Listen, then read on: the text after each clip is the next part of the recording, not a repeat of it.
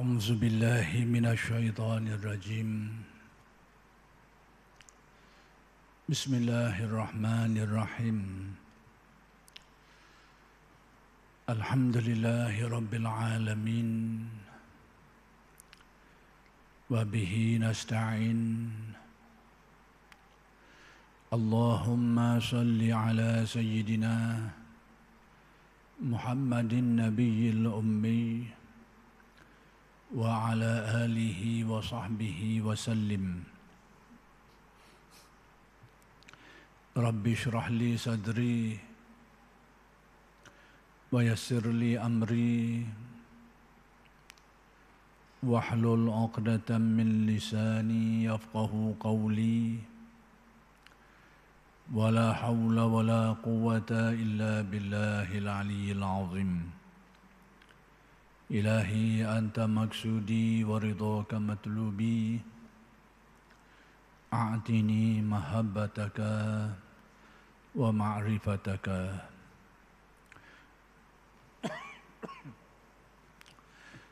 السلام عليكم ورحمة الله وبركاته الحمد لله والشكر لله والصلاة والسلام على رسول الله Amma ba'du. Pertama sekali kita bersyukur kehadrat Allah Subhanahu wa taala yang telah melimpahkan dan mengurniakan kepada kita nikmat-nikmat yang sangat banyak zahir dan batin.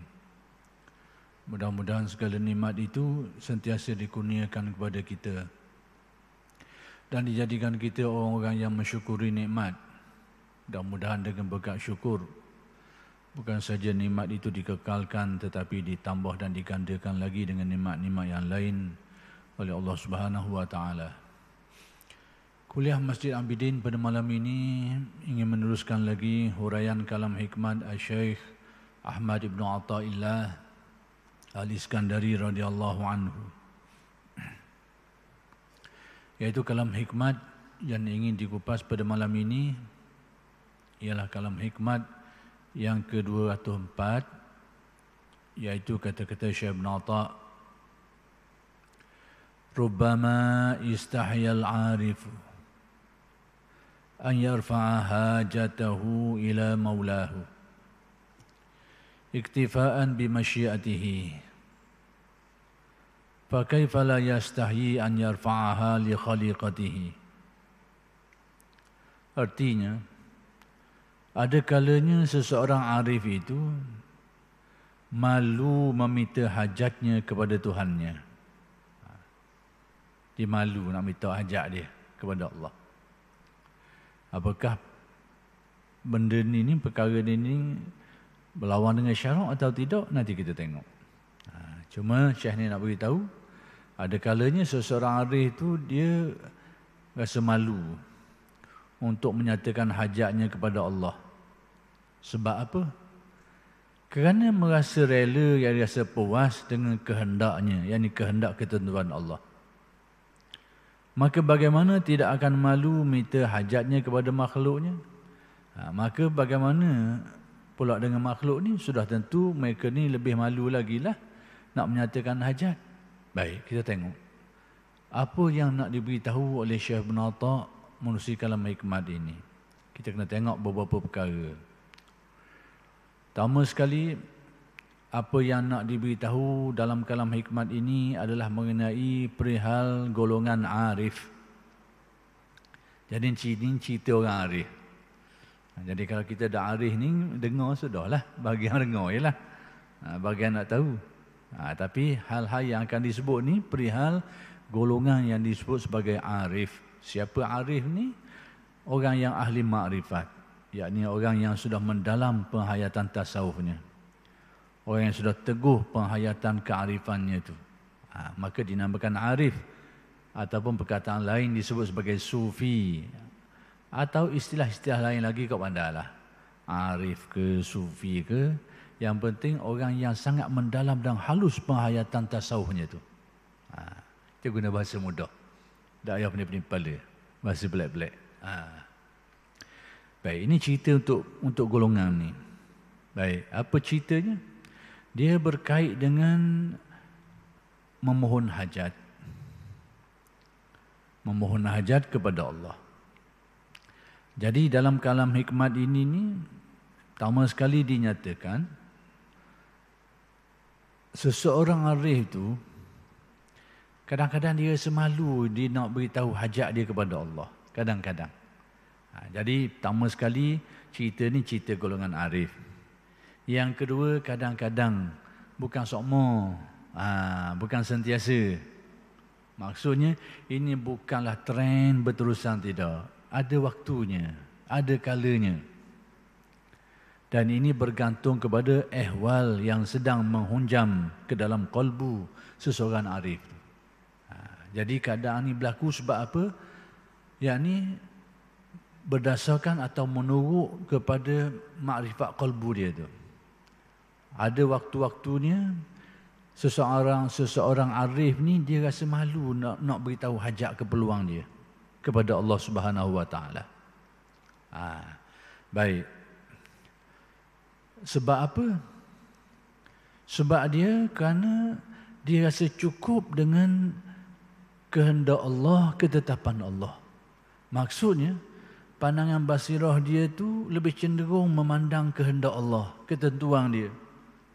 Dengan erti bahawa segala apa yang berlaku ni sudah ditetapkan oleh Allah. Berlaku dengan kehendak dia. Jadi itu adalah merupakan keyakinan kita.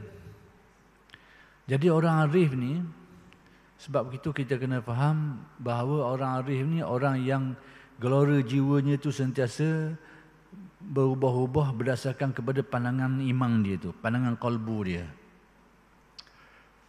pandangan batin dia tu. Baik. Percaya kepada takdir Allah, percaya kepada kehendak Allah, itu merupakan asas iman kita.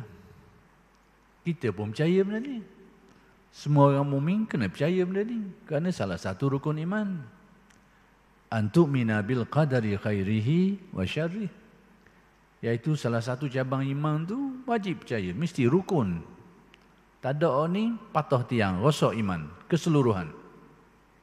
Kau percaya kepada takdir ketentuan Allah, sama ada baik atau buruk. Itu salah satu daripada asas-asas iman kita. Wajib diyakini oleh semua orang. Dan kita pun percaya benda tu. Baik, macam mana pula dengan orang arif ni? Mereka pun sama juga. Mereka percaya kepada takdir ni.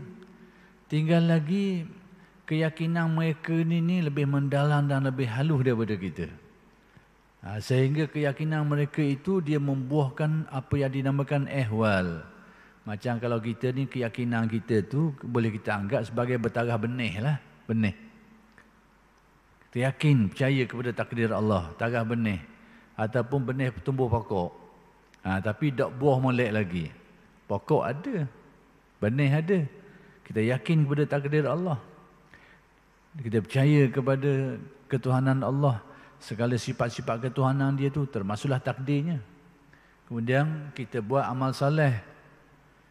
Jadi benih yang sudah tumbuh, ada batang, ada batang dia, ada dahang. Cuma mungkin kita ni tak bunga, tak buah molek.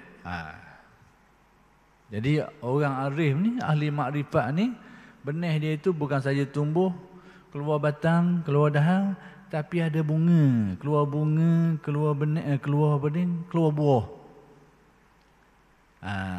Maksudnya dia membuahkan hasil yang ada rasa dia tu. Dan rasa ni berbagai-bagai. Sebagaimana buah-buah adalah bandingan mudahnya. Ulama tasawuf buat bandingan macam pokok-pokok adalah. Pisang rasa lain, durian rasa benda lain, rambutan rasa lain, tapi sedap belaka. Bahagian sedap belaka. Tapi pesen sedap tu sedap lain-lain belaka. Dia sudah berbuah. Jadi demikianlah arif ni, ahli makrifat ni, orang yang mendalam bayatan tasawuf dia tu, iman dia tadi tu, keyakinan dia terhadap takdir sebagai salah satu cabang-cabang iman tu, bukan saja dia tumbuh batang dahang, tapi buah. Tubik bunga, tubik buah, menimbulkan rasa dalam kalbu dia tu. Maka antara rasa-rasa yang dinamakan zauq ni, bila keyakinan semakin mendalam ni, dia akan membuahkan satu perasaan keimanan di dalam hati kita. Ahli tasawuf panggil zauq. Istilah tasawuf, zauq rasa. Jadi antara rasa yang tumbuh dalam hati mereka ni, apabila keyakinan mereka terhadap takdir Allah, ketetapan Allah ni semakin mendalam, sehingga mereka rasa malu nak minta, dia tetap belah kedah. Dia rasa gitu. Tumbuh rasa tu. Rasa malu kepada Allah. Atas keyakinan, dia sudah tetapkan segala-galanya. Jadi dia bagi masa malu. Maka dalam keadaan itulah dia rasa malu nak minta. Mungkin dia ada hajat. Kadang-kadang dia sakit. Dia sakit, tapi keyakinan dia tu kepada takdir Allah, kehendak Allah, pandangan yang lebih mendalam membuahkan rasa, sehingga dia rasa Allah Ta'ala tetapkan aku gini ni. Bermacam-macam rahmat dan nikmat di sebaliknya tu. Jadi dia tak berasa malu, berasa nak minta, ya Allah sembuhkanlah aku. Dia tak mari gerakkan tu. Malu rasa. Kenapa? Kerana dia tetap aku gini. Yang jadikan aku sakit ni ketetapan dia juga. Kemudian di sebalik ketetapan dia tu banyak rahmatnya, banyak hikmahnya. Jadi dia rasa malu nak minta. Jadi itulah yang dikatakan sebagai keyakinan yang sudah berbuah, yang membuahkan rasa tadi tu. Salah satu rasa tu. Dan rasa ni bermacam-macam, berubah-ubah. Bergantung kepada pokok yang tumbuh. Kalau dalam ilmu tasawuf kau, buah-buah yang timbul dalam rasa kalbu manusia ni, yang dinamakan sebagai buah-buah keimanan ni, dia berubah-ubah bergantung kepada sudut pandangan dia terhadap hakikat-hakikat iman tu. Sebab tu kita tengok ahli tasawuf memiliki sikap yang berbeza. Contoh kita nak pergi ke tajuk lain dulu sikit. Nak lagi tajuk sikit ni, nak suruh faham perubahan rasa ni. Kalau kita baca sejarah ahli tasawuf, sirah hidup ahli tasawuf ni, ataupun ahli makrifat ni, mereka ada dua sikap dalam menghadapi kematian. Ada di antara mereka itu sangat nak menghadapi kematian ni. Sangat kerinduan untuk menghadapi kematian. Dan setengah yang lain pula, kadang-kadang atas orang yang sama juga. Pada waktu yang lain, mereka takut menghadapi kematian. Perasaan penuh ketakutan dan kebimbangan. Dah buat apa jadi lain-lain tu? Buat apa jadi? Ada harinya nak menghadapi kematian, suka, rindu, suka sangat. Ada hari-harinya mereka ketakutan menghadapi kematian. Pada waktu-waktu yang lain. Kenapa terjadi demikian? Kerana perubahan pandangan kalbu mereka terhadap hakikat iman yang membuahkan rasa yang berbeza. Apabila kalbu mereka ini terpandang kepada diri mereka ni yang kurang, yang lemah, yang kurang amal, yang banyak salah, banyak silap, maka timbullah rasa takut. Buah dalam kalbu dia tu. Takut nak hadapi kematian. Kerana apa? Kerana dia sedar diri tu banyak silap, banyak kurang. Padahal dia tu orang soleh yang ada dah. Orang soleh, orang baik daripada orang dah. Soleh daripada orang dah. Tapi orang mukmin ni, semakin dia soleh, dia rasa semakin dia hina. Tu orang mukmin. Tapi kalau kita rasa kau molek tu ada benda tak kena tu. Rasa kau tinggi, kau haling, kau tinggi daripada orang, tanda. Ada benda tak kena. Kerana orang arif ni, semakin mendalam kearifan dia tu, dia akan melihat semakin kedai diri dia tu. Semakin kedai dirinya, semakin hina diri dia tu. Itu kearifan yang betul. Tapi kalau kita merasa kita semakin kuat iman, semakin soleh daripada orang, semakin baik, perjalanan kita tu ada masalah. Lebih-lebih lagi, kita perendah orang lain pula. Kecil orang lain, perendah orang lain, ni berganda lagi masalahnya tu. Bukan jadi wujud saja, capung kata kabur pula dah. Menyakit. Ini masalah. Jadi orang arif ni, dia semakin mendalam kearifan dia akan menjadi semakin tawaduk, semakin hina diri. Dia rasa dia orang kurang amal, banyak salah. Padahal banding orang lain, tak ada spesial macam dia dah. Kalau nak ukur, tapi perasaan dia tu, perasaan kearifan dia tu akan menyedarkan diri dia tentang dia banyak silap, banyak kurang dan sebagainya. Itu perasaan dia. Jadi bila dia tengok dari sudut ni, maka timbullah dia rasa takut rasa nak menghadapi kematian. Buah dia tu, buah daripada pandangan makrifat dia tu, timbul takut. Allah, takut aku nak mati lagi. Bekalang aku kurang. Amalan aku buat ni tak tahu terima ke tak. Dah lah banyak amalan, waktu-waktu aku yang kosong yang tidak aku isi dengan baik. Kewajipan aku banyak yang tidak tertunai. Dia mikir belaka. Mikir lagi. Dia memandang aspek tu. Maka takutlah timbul buah kalbu dalam kubur, rasa bimbang menghadapi kematian kerana rasa macam tak cukup lagi. Tapi ada waktunya pandangan kalbu mereka ni memandang aspek lain daripada aspek-aspek ketuhanan tu. Dia pandang ke mana pula? Dia pandang bagaimana mulianya manusia ni bila balik kepada Allah Ta'ala. Bila tidak adalah kemuliaan yang paling mulia bila manusia balik kepada dia, balik kepada Tuhan.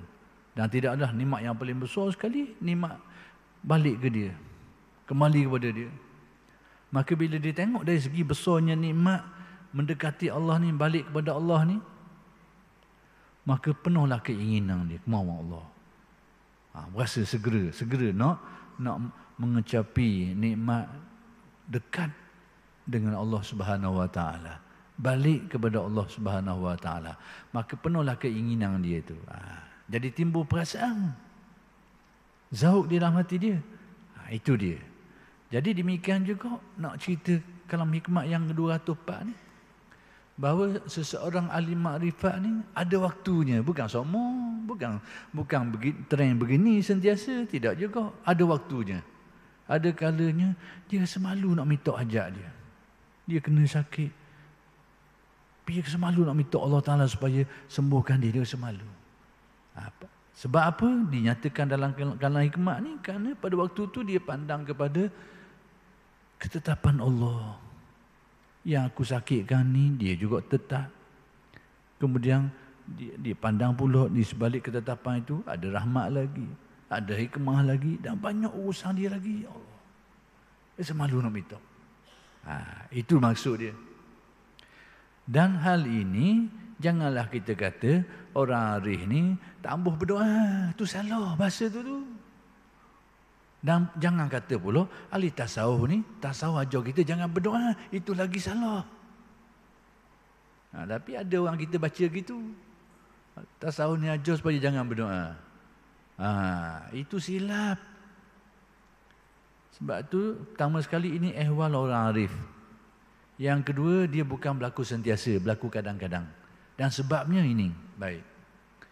Jadi oleh kerana ada orang kita ni pandang membuat tafsiran menggunakan labeling yang salah, tasawuf ajar jangan berdoa, orang arif ni tak betul, ajaran kita ikan ni tak betul, suruh kita ni jangan tak galakkan kita berdoa dan berlawan dengan sunnah, kerana sunnah tu suruh kita berdoa, ud'uni astajib lakum, hendaklah kamu berdoa kepadaku, aku akan perkenankan. Dalam hadis, man la yas'alillah yaghdab alaihi, sesiapa yang tidak minta berdoa kepada Allah Taala muka ke dia. Dia kata sikap ni yang diajar dan tafsir ni berlawan. Ayat Quran bukan seayat, hadis pun bukan kena tengok juga ayat-ayat lain, tengok lagi hadis-hadis lain. Jadi orang kita ni masalah, na'udzubillah, mudah-mudahan Allah jauhkan kita jenis modastikkan. Hak kita tahu itulah nak ukur segala-galanya. Tak jadi pasal tu. Tak jadi pasal tu. Kena tengok juga huraian alim ulama lain. Tengok dulu. Jadi dalam Al-Quran ada tak pasal ni? Pasal ni. Dalam riwayat ada tak pasal ni? Cuba tengok. Baik, pertama sekali kita tengoklah ayat Al-Quran.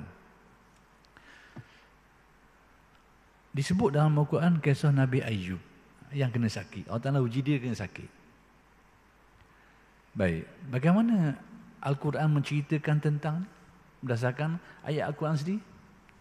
Wa ayyuba iznada rabbahu anni massani ad-durru wa anta arhamur rahimin. Tengok.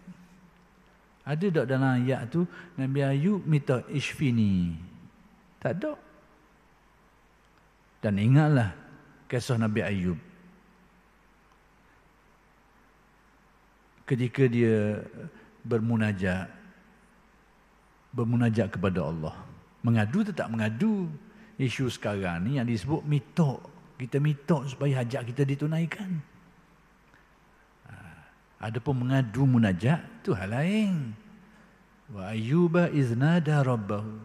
Ketika dia nida, menyeru, bermunajat kepada Allah. Anni masyanya durru. Aku ni telah ditimpa kemudaratan, sakit, aku sakit. Tapi dia tak minta pula, sembuhkanlah, tak sebut tu. Tapi disebutkan, wa anta arhamur rahimin. Engkau lah yang teramat pemurah ya Allah. Dia ngadu je. Aku sakit ya Allah. Hajat dia pun, hajat dia nak suruh sembuh lah. Tapi tak minta. Dia ngadu je. Dia ngadu je. Wa anta arhamur rahimin. Engkau lah yang teramat pemurah. Dengan apa? Maksudnya aku tak tahu ya Allah, sama ada sihat baik untuk aku atau sakit baik untuk aku. Seolahnya gitu. Engkau lah yang teramat pemurah. Yang ni sekiranya, kandungan, kandungannya tu, sekiranya sakit itu lebih baik untuk aku, maka Allah kekal gitulah. Tapi sekiranya sihat baik untuk aku, berikanlah. Tapi tak minta. Sebab apa? Dia malu. Kenapa? Bila dia minta, seolahnya macam aku tahu mana lebih baik untuk aku. Ini ada ahli makrifat. Seolahnya berminta, ya Allah sembuhkan. Seolahnya kita tahu, sihat itulah lebih baik untuk kita. Apakah kita tahu dengan pasti? Tak. Maka sebab itu dia serah. Aku serah padamu. Seolahnya ya Allah, aku ni sakit, dia ngadu je. Aku ni sakit ya Allah, maka aku mengadu padamu. Wa anta arhamur rahimin. Engkau yang teramat pemurah. Dengan arti, kalau sakit ni lebih baik, kekallah gini. Kalau sihat lebih baik, kurniakanlah. Dan aku tak tahu ya Allah lebih baik, aku serah padamu. Itu dia. Jadi tercapai maksud ni, malu nak minta. Kerana atas keyakinan Allah Ta'ala lebih tahu tentang diri aku ni. Ini ada orang arif. Tapi kalau kita nak minta, tak salah. Minta lah. Aku sakit ya Allah, ya aku sembuhkan aku, boleh. Tak ada apa-apa. Cuma nak cerita kelakuan orang arif ni. Jadi tasawuf tak ajar secara borong pada semua orang buat gini. Cuma tasawuf nak ajar kelakuan orang arif begini.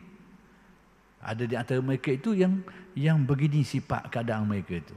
Itu kisah Nabi Ayub. Tengok Nabi Yunus pula. Yang masuk dalam perut ikan tu. Apa ungkapan Nabi Yunus? Dia berzikir, la ilaha illa anta subhanaka inni kuntu minaz zalimin. Hidup dalam perut ikan. Baik, apa kandungan kalam dia tu? Seperti yang disebut dalam Al-Quran. La ilaha illa anta. Pertama sekali dia meneguhkan ketauhidan, keyakinan dia terhadap keesaan Allah. Tiada Tuhan melainkan Engkau ya Allah. Tak ada Tuhan lain dah. Subhanaka, maha suci Engkau, yakni Allah Ta'ala suci daripada sebarang kekurangan, segala apa sifat kekurangan, zalim ke, dak hera ke makhluk, tak ada. Suci Engkau ya Allah. Tapi aku ni yang zalim. Ada dia minta dalam tu, keluarkanlah aku dari perut ikan ni. Tak sebut waktu tu. Tapi dia mengadu, aku ni zalim, dia mengaku, dia sedar, inni kuntu minaz zalimin, aku ni orang termasuk orang zalim. Dia mengadu kepada Allah. Dia tak nyatakan hajat dia tu, hajat nak keluar dari perut ikan tu. Tapi dia mengadu kepada Allah. Begitulah, inilah maksud kalam hikmah ni. Jadi pada yang beranggapan ahli tasawuf mengajar supaya jangan berdoa tu, itu tafsiran yang salah. Dia kena faham dia ni, tafsiran yang salah. Bahkan disebut dalam hadis, perihal orang yang ingat kepada Allah tu, sebenarnya itu sebahagian daripada cara nak tunaikan hajat. Cara nak tunaikan hajat ni banyak. Berdoa tu salah satu.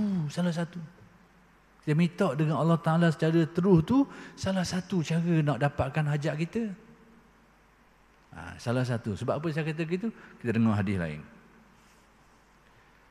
Ada riwayat menyebut, man syaghalahu zikri wa qira'atul Qur'ani an mas'alati a'taituhu afdala ma u'tiya sa'ilin. Ada riwayat sebut, a'taituhu ma la u'tiya sa'ilin.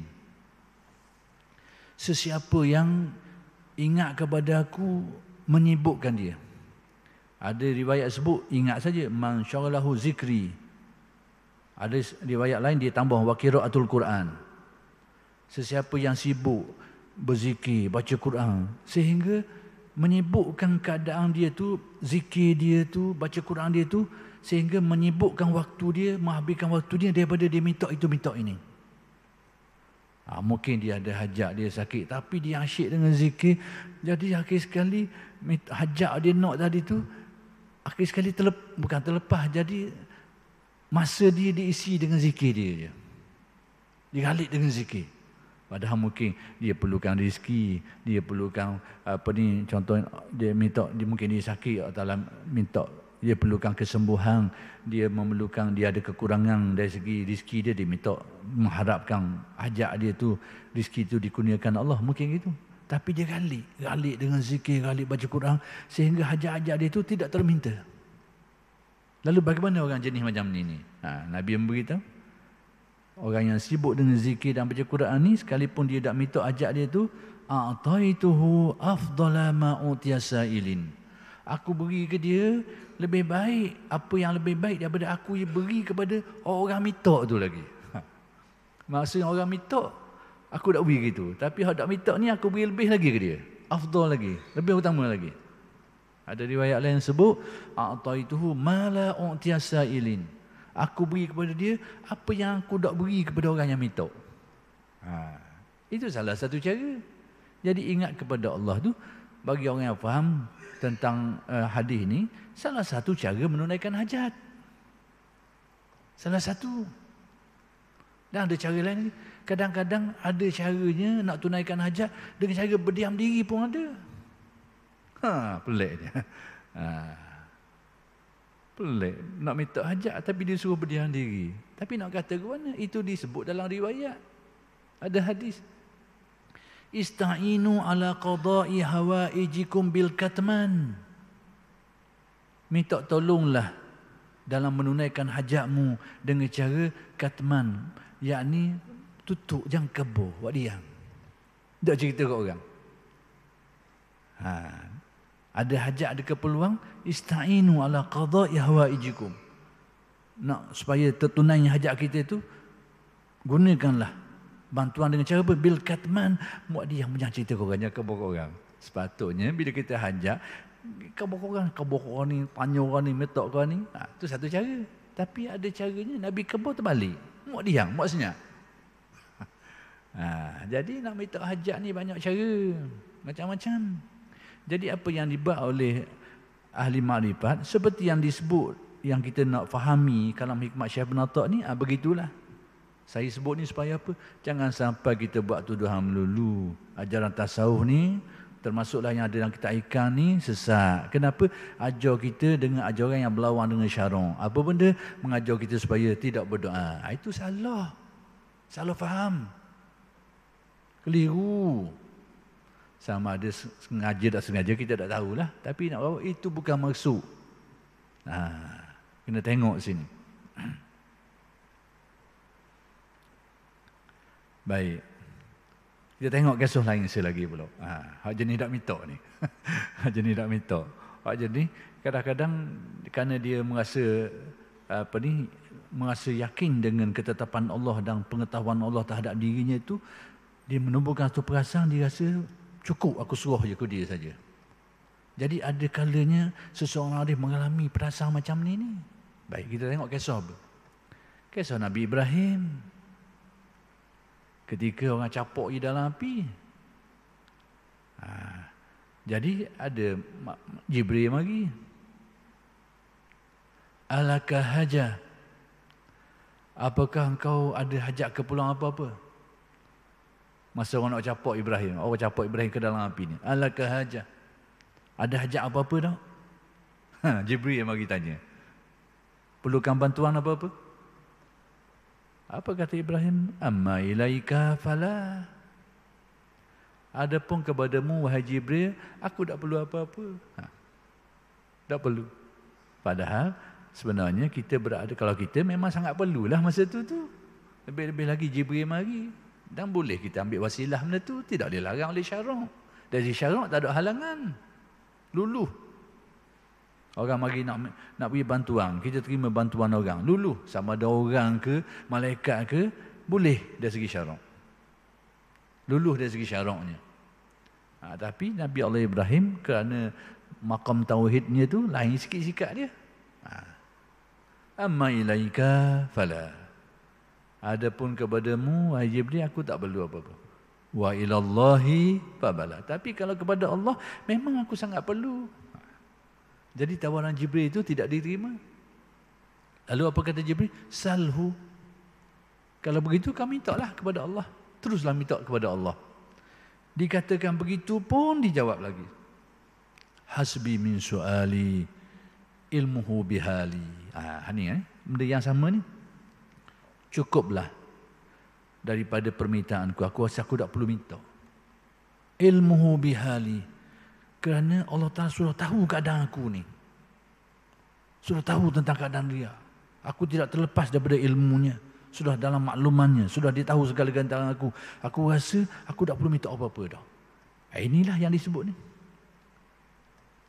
Jadi mendorong dia untuk mengambil sikap serah kepada Allah. Dan itu harus boleh dilakukan. Jadi kesimpulan mudahnya nak beritahu bahawa ini berlaku kadang-kadang.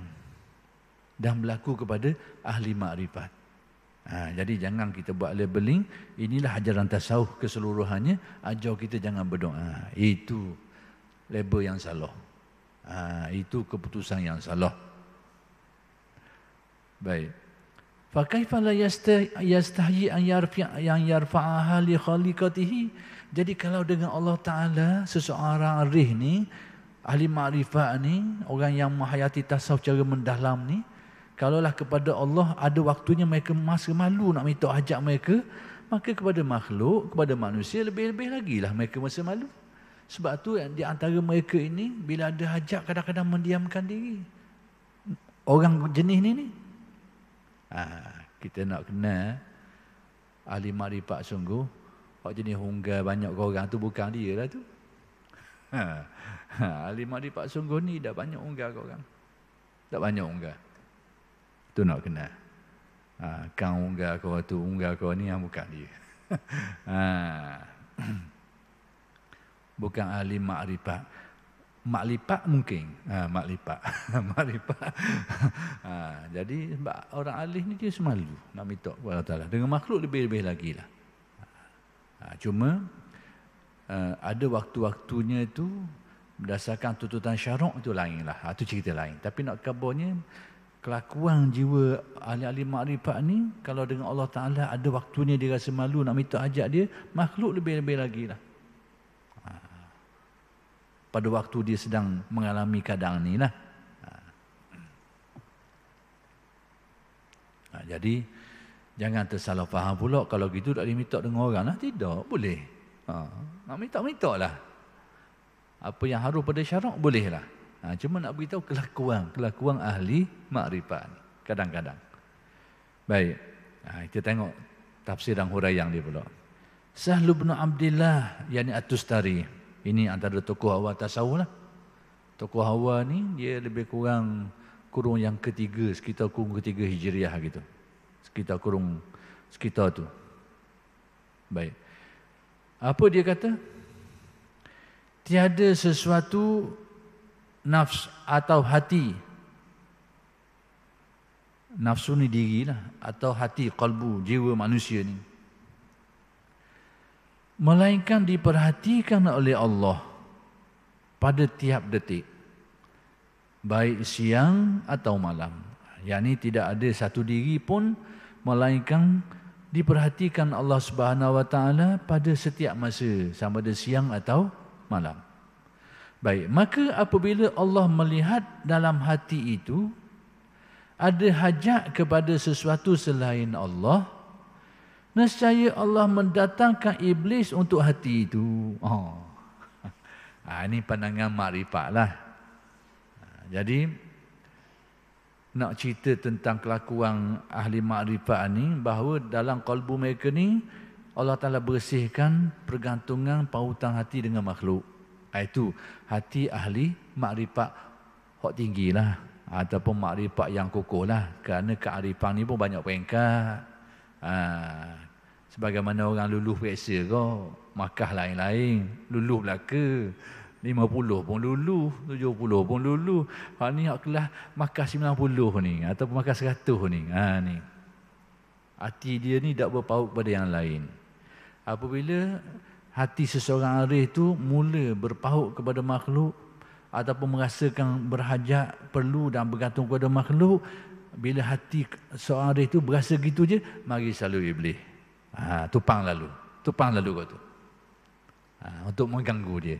Tapi pada waktu hatinya berpaut hanya kepada Allah, tidak kepada yang lain, insya-Allah dijaga oleh Allah.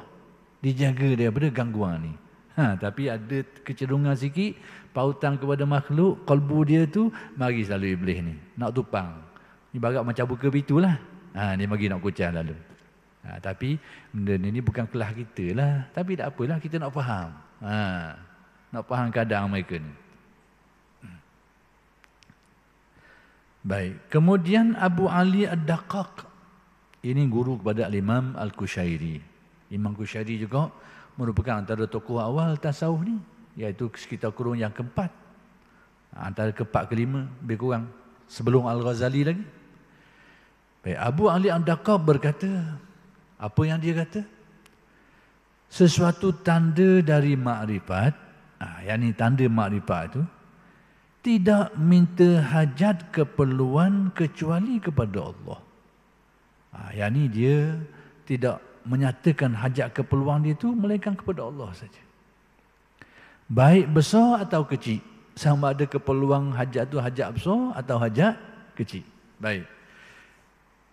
Yang dimaksudkan di sini, kalbu ataupun hati, jiwa ahli makrifat ni, diletak harapan, pergantungan kepada yang lain daripada Allah atas hajat-hajat dia tu. Cuma ada kalanya di antara mereka itu berdasarkan keadaan tertentu menyatakan juga dalam keadaan hati mereka tak letak pautan pun pada makhluk. Berlaku gitulah. Cuma ada di antara mereka itu mengambil sikap mendiamkan diri. Dan ada di antara mereka itu yang menyatakan hajatnya itu dalam keadaan tertentu. Adalah sebab-sebab tertentunya. Tapi nak kabarnya bahawa tanda seseorang itu merupakan ahli makrifat, bahawa dia tidak minta hajat dia itu kecuali kepada Allah. Sama ada kalbu dia gitu dan zahir dia gitu. Ataupun kalbunya gitu tapi zahir dia itu dizahirkan juga, dinyatakan juga hajat dia itu kerana keadaan-keadaan tertentu. Nanti kita akan tengok keadaan macam mana yang menyebabkan arif ni bertindak macam tu. Contohnya, dinyatakan contohnya tu, Nabi Musa rindu ingin melihat Allah. Dia rasa keinginan untuk melihat Allah.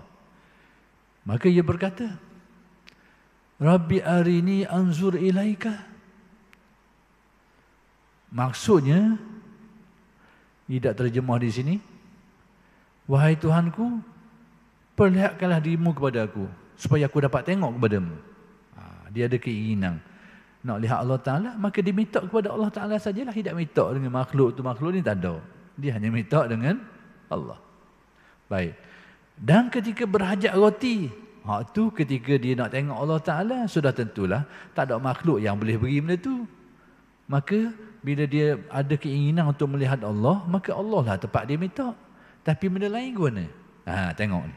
Baik, benda lain pula. Dan ketika berhajat roti, yakni ketika Nabi Musa ni perlukan makanan, mungkin lapar lah, perlukan makanan, dia nak roti. Dia berdoa macam mana? Berdoa, Rabbi inni lima anzalta ilayya min khairin faqir. Dia minta dengan Allah Ta'ala juga. Minta dengan Allah Ta'ala juga. Baik, erti kata-kata Nabi Musa ni, ya Tuhanku, yakni ya Tuhan, sungguh aku ni terhadap apa yang engkau berikan kepadaku dari makanan itu sangat berhajat, sangat perlu. Jadi roti pun diminta dengan Allah. Aku sangat berhajat kepada pemberianmu ya Allah.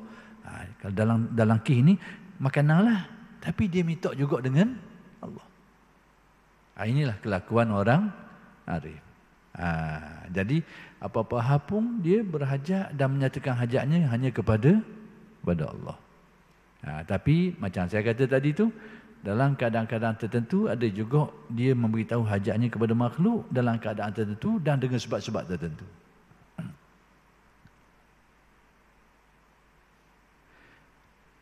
Nabi Ibrahim alaihissalam, ini seperti yang saya sudah sebut tadi lah. Nabi Ibrahim alaihissalam ketika akan dilempar ke dalam api, orang nak capok dia dalam api, ia didatangi oleh Jibril dan ditanya, apakah ada hajat? Macam saya sebut tadi lah. Jawabnya, kepadamu tidak ada. Dan kepada Allah, ya, memang hajat. Jika demikian, mintalah kepada Allah, kata Jibril. Jawab Ibrahim, hasbi min su'ali ilmuhu bihali. Cukup bagiku, ia yakni Allah mengetahui halku. Tuhan tahu segala-galanya aku rasa tak patut dah aku minta atas keyakinan Allah tahu belaka tentang aku. Pandangan dia terhadap ilmu Allah yang meliputi segala-galanya tu menutup dia daripada rasa perlu berdoa. Itu menyebabkan dia pilih untuk tidak minta, dia serah kepada Allah atas pandangan makrifat ni. Maka sesiapa yang mengalami keadaan seperti ini, boleh dia buat macam tu dan tidak salah dia buat macam tu. Cukup bagiku ia mengetahui halku. Sungguh tidak usah saya minta kepadanya. Aku tak perlu minta apa-apa lagi dah. Jadi demikianlah kelakuan orang arif. Jadi kita ni ada arif mana ni, mintalah. Mintalah hajat keperluan kita.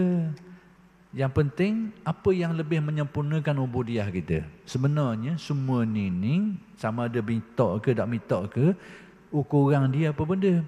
Mana yang lebih menyempurnakan pengabdian diri kita kepada Allah. Pada waktu kita rasa kalau kita minta, lebih terasa kehambaan diri kita. Kita sebagai hamba, Allah sebagai Tuhan, itu lebih utama, mintalah.